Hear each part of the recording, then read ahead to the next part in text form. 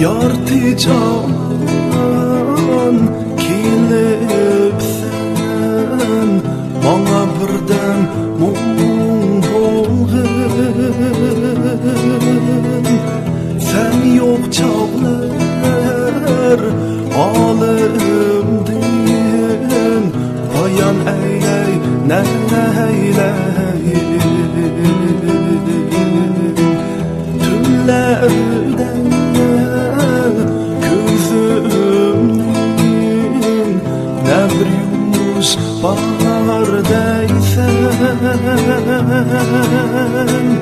Adem halımaz könlüm, yalnızlıkla üzdeymen. Seni oynam her birler, şunca gemkin bu günler. Hiç gülerken meylim yok, seviniz kıla çöktümler.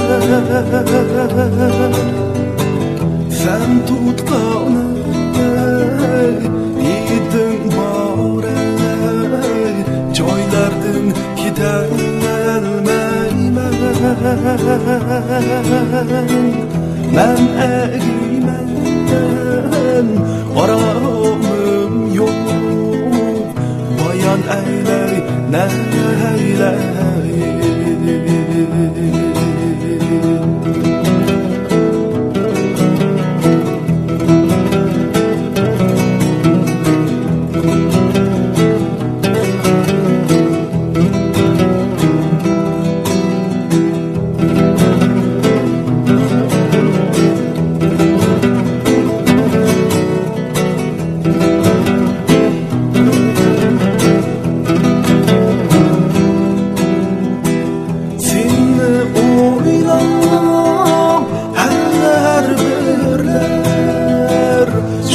Gemkin bu günler, hiç gülerken meylim yok, seviniz kıla çöktümler. Sen tutkanı yedim bari, joylardın gidelmeymen.